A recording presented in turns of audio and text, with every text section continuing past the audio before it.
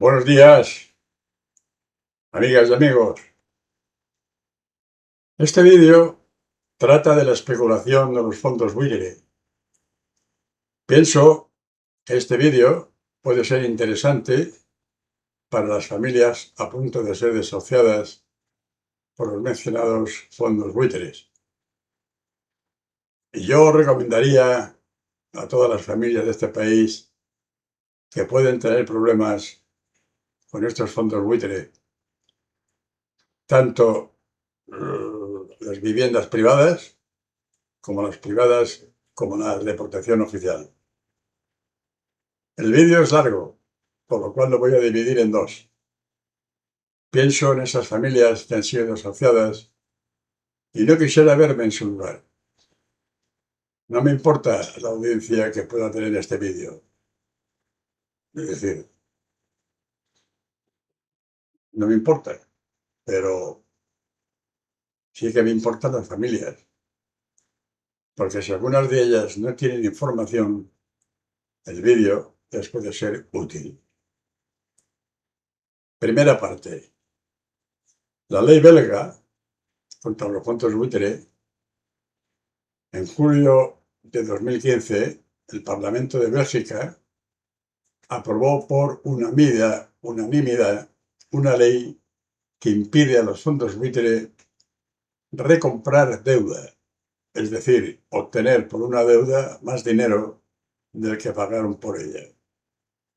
Aunque grupos como el NML Capital recurrieron la sentencia ante el Tribunal Constitucional belga, el órgano jurídico rechazó el intento de tumbar la ley en mayo de 2018. Actualmente, Bélgica es un referente a nivel mundial en la legislación para regular y controlar la actividad de los fondos buitre. Por tanto, aquí en España no es legal que un fondo de inversión o gran tenedor suba un alquiler un 200% o un 390% en un bloque de viviendas. No es legal. La legislación española y la normativa catalana aplicable en Barcelona prohíben de forma radical este tipo de incrementos desproporcionados, tanto durante la vigencia de un contrato en curso como al firmar uno nuevo.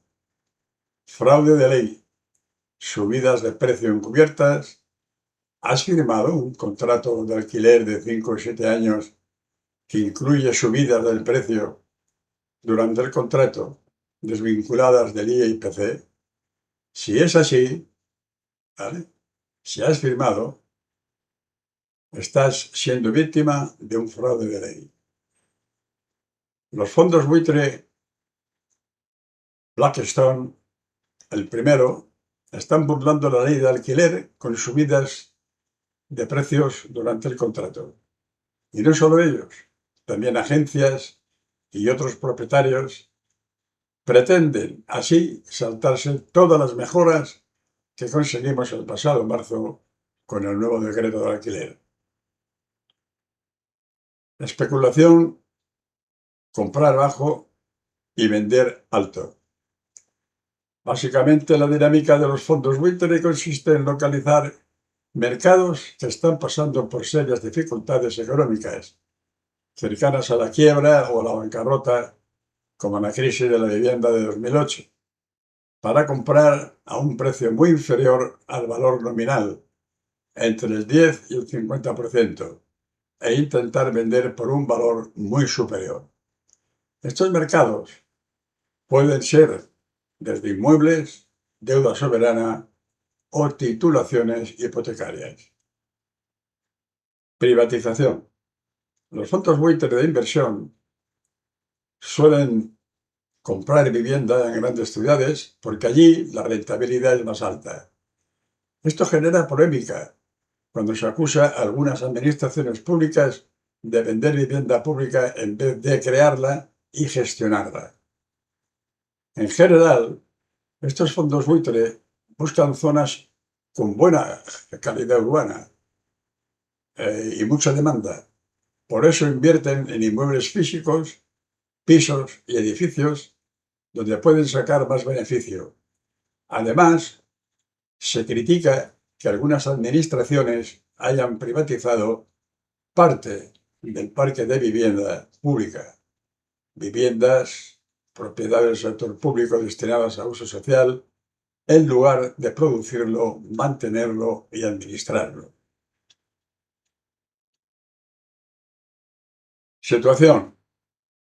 Un fondo compra un bloque en el centro de una gran ciudad. Acción. Sube precios o cambia el uso para ganar más. Resultado. Aumenta la presión sobre el mercado y crece la polémica social y política. Desarrollo histórico. Estas operaciones especulativas, compras para revender o rentabilizar rápido, empezaron en la década pasada en el Reino Unido y Estados Unidos. Por consiguiente, tras la crisis del ladrillo, crisis inmobiliaria, también se extendieron a grandes ciudades españolas. Respuesta de los ayuntamientos. Algunos ayuntamientos han intentado frenar esta dinámica por vías legales y judiciales. Sin embargo, se han encontrado con un problema extra: la falta de personificación y responsabilidad. Estructuras empresariales complejas que dificultan identificar a un responsable directo. La ley belga contra los fondos buitre, ya lo hemos dicho antes. ¿Qué deudas compran los fondos buitres? Activos, inmobiliarios, hipotecas y viviendas. Deudas fallidas o de dudosa probabilidad de cobro, hipotecas y préstamos personales. Bonos o títulos de deuda soberana. Cuando un país necesita financiación, emite bonos de deuda pública, títulos o valores, que al ser adquiridos aportan liquidez al Estado y a cambio de los cuales se devuelve el importe más un porcentaje de intereses. En este contexto, los fondos buitre compran bonos que han perdido valor de países con dificultades financieras para especular con ellos, comprándolos a muy bajo precio y reclamando después el pago del 100% de su valor, más el interés y los recargos por penalizaciones. El proceso a seguir. El proceso suele ser: primero, el Estado emite títulos de deuda, bonos, tras una crisis financiera. Los bonos pierden valor. Los compradores originales del bono venden los títulos a los fondos buitre a un precio menor del que fueron comprados. El fondo buitre inicia un procedimiento judicial para reclamar el valor nominal de la deuda, más los recargos, penalizaciones y costas correspondientes. Los fondos de capital riesgo también adquieren promociones de viviendas, tanto a bancos como a empresas, como a administraciones públicas, que luego veremos, que necesitan sanear sus cuentas. En el caso de las administraciones públicas, los inquilinos adquieren una vivienda de protección oficial, según criterios sociales y precios protegidos, y tras la entrada de los fondos buitre sufren un aumento de las rentas al finalizar los contratos, con la presión para forzar la salida del inmueble. Aunque Blackstone se define como un banco de inversión, es el fondo buitre más importante en España, conocido sobre todo a raíz de la compra de viviendas de protección oficial al Ayuntamiento de Madrid. Actualmente es el primer propietario inmobiliario del país, con casi 30.000 viviendas en alquiler a través de Socimis. También adquirió Quasar, la sociedad a la que el Santander traspasó el riesgo inmobiliario de Popular después de comprarlos por 30.000 millones de euros. Durante décadas, las viviendas de protección oficial, tengo que decir que ayudaron a mucha gente en España a acceder a un alquiler o a una vivienda en propiedad a un precio razonable. Las viviendas de protección oficial seguían reglas estrictas, se controlaban sus condiciones de construcción, su habitabilidad, condiciones mínimas para vivir bien y, sobre todo, su precio máximo. También tenían normas claras para su venta y su alquiler. Esto no solo daba viviendas más asequibles, sino que también ayudaba a moderar precios en el mercado en general. Ejemplo práctico. Precio máximo fijado al alquiler o compra, más barata, menos presión sobre el resto del mercado. Pasos clave del modelo de vivienda de protección oficial. Normas claras de calidad y uso, tope de precio para la venta o alquiler, control para evitar especulación. En cambio, privatización y pérdida de control público. Hace aproximadamente una década, muchos ayuntamientos empezaron a privatizar la gestión y en algunos casos también la propiedad de viviendas construidas con ayudas públicas. Es decir, viviendas que nacieron para ser asequibles pasaron a manos privadas. El caso más citado es el Ayuntamiento de Madrid durante el mandato de Ana Botella. En ese periodo se vendió parte del patrimonio municipal a fondos de inversión extranjeros en condiciones muy favorables. Para esos compradores, en algunos casos, incluso se permitió desclasificar las viviendas, quitarles la protección para que dejaran de tener límite de precio. Ejemplo práctico. Venta a un fondo buitre, desclasificación, subida de libre del precio. Pasos típicos en este giro. Una venta del activo público a un comprador privado. Cambio de reglas, desclasificación o menos controles. Revalorización rápida y aumento de rentas. ¿Qué pasa después de la revalorización y subidas de alquiler y desahucios? Pues con la privatización y la desregulación, menos reglas, muchos fondos buitre aumentaron el valor de sus viviendas y trataron de convertir ese valor en directo cuanto antes. Para ello, en algunos casos, se han recurrido a subidas fuertes del alquiler y a desahucios de inquilinos. Según el texto, algunas subidas llegaron a triplicar el alquiler. El ejemplo que se aporta es Fidere, filial en España de Blackstone, que compró 1.860 viviendas al Ayuntamiento de Madrid en el 2013. Ejemplo práctico. Compra barata, subida de renta, expulsión de inquilinos que no pueden pagar.